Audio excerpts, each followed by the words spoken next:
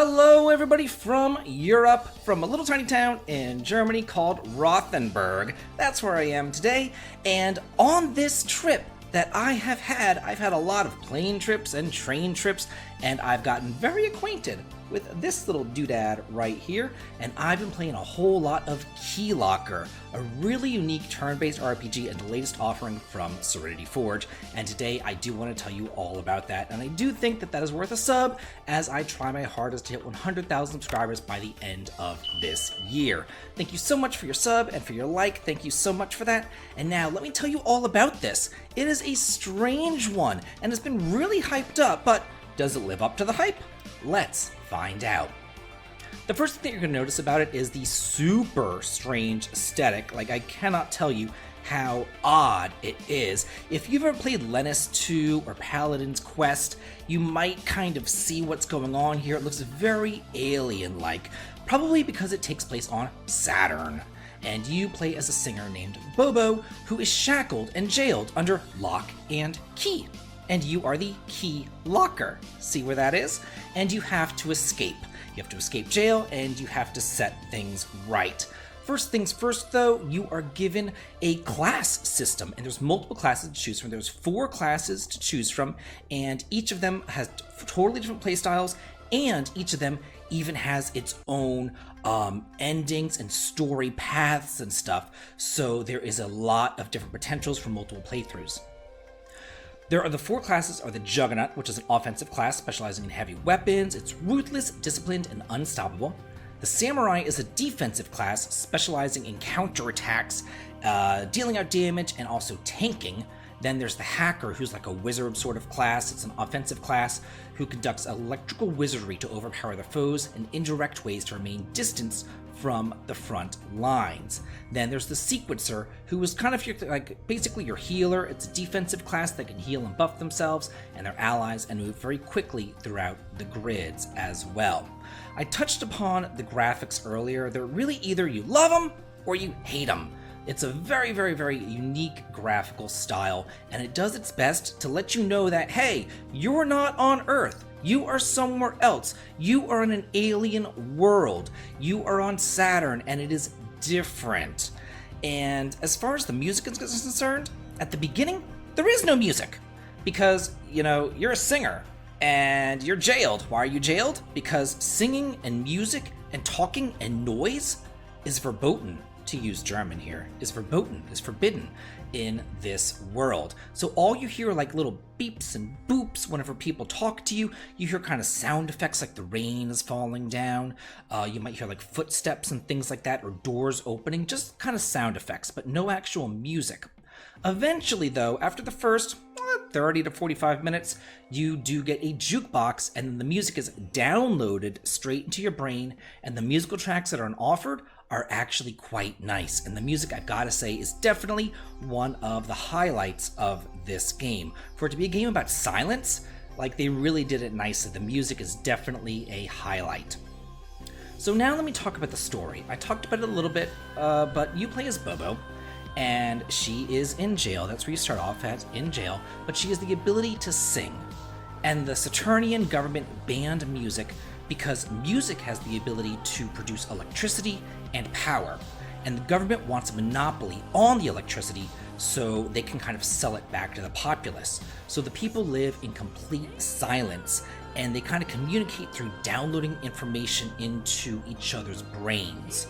You, though, were jailed for performing at a concert, which is like the highest sin that you can do. It's like worse than murder, and you were on death row. So you've got to escape.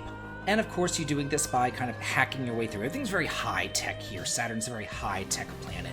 And you kind of hack your way through the jail, and eventually you escape down out of it, but not before finding a jukebox who, of course, can play music.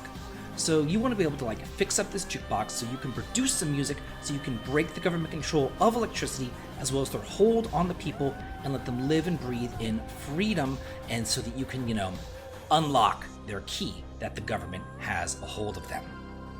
The exploration is done kind of like a Super Mario RPG sort of style. It's that 2.5D style. You can run, you can jump, you can talk to NPCs, you'll find hidden treasures lying around. You can save anywhere as well, which is so nice. There's also a quest tracker to keep track of the quest that you're supposed to do, but there is no mini-map, and there is no larger map. There's also no exclamation point or no star saying, hey, this is where you need to go. It is kind of old school like that, so do keep that in mind as you're going through. You will have to look at the quest tracker and read where you're supposed to go. There is no map to tell you where to go. Now, let's talk about the battle system, because this is really what sets this game apart from the rest of the pack. There's a lot of turn-based RPGs out there, and this isn't just one of those dime a dozen turn-based RPGs. This is different. It was espoused, it was advertised to be something very similar to Super Mario RPG. And in a way it is, but in many ways it is not. It's not exactly the most honest thing that I've ever heard.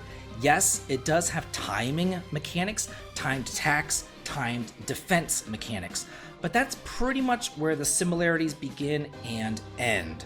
I personally think that they really should advertise this more on the grid-based battle system that it has, because that to me is where the strategy lies. Do you remember Wild Arms 4 and Wild Arms 5 and it kind of had that hex-based battle system? That's really what this game is doing. I loved those games, and I loved the hex-based battle system. I thought that it was fantastic. And what was so cool about it, and what's so cool about this, is that every single battle has its own hex field, has its own grid field. That's what they're called here, grids. And you're able to move around those various grids. You could do one move, and then your turn is over, or you can go ahead and attack, and then your turn will be over. So you can either move or you can attack. You can't move and attack at the same time, unfortunately. At least my class that I chose couldn't do that. But basically, you move around the various hexes and then you attack the enemies. But you don't just attack the enemies individually, you actually attack the grids that they're on.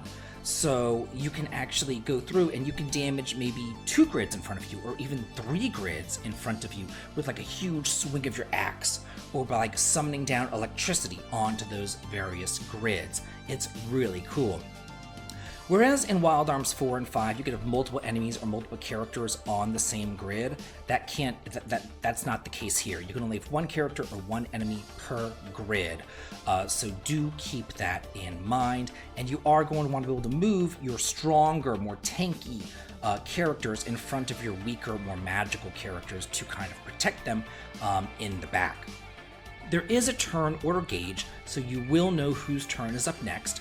And also, different weapons have different ranges of what grids they can hit. So you might have an axe that you can equip, and you can swing that axe in front of you and hit all 3 grids in front of you. Or you might have a sword that can only strike right in front of you onto that one grid. And you're able to equip these various weapons onto your X, your O, your triangle, or your square buttons. So you can have a sword and an axe equipped, or a gun equipped, or whatever, all at the same time. You can also use healing items, which doesn't cost a turn, but as I said before, moving does cost a turn. Now, let me talk a little bit about the timing, because this timing can be a little bit questionable. It does tell you if you're too early or you're too late with your timing, but what you really want to do is time it so that whenever your character turns white, that is whenever you hit the X button. That's whenever you confirm and you're able to do bonus damage that way. Now, that's easy enough to do for your characters attacking, but whenever the monsters are attacking you, that can be a little bit hairy, because it kind of happens pretty quickly, and it's hard to tell when they're attacking you, who's attacking you, and what attack they are going to be doing, because each monster has multiple attacks. So it can be really hard to actually block an attack, but it is easier to land an attack. So maybe in a future update they can patch in better telescoping of when these attacks are going to be hitting, and maybe slow down their attacks a little bit so it does make it easier to get that timing down. All told, I do think that your mileage is going to vary with Keylocker.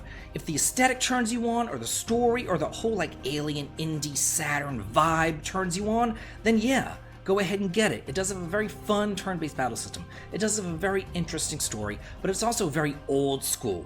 insofar as you're going to have to talk to NPCs to know where to go to. You're going to have to get used to no maps and no mini-maps, no markers telling you where to go. So that is something to get used to. But all told, this is a vibe, and if you like turn-based RPGs, I do think that you will enjoy it. So yeah, here's another video that I do think that you should watch. Be sure to check that out, and as always, have a good day.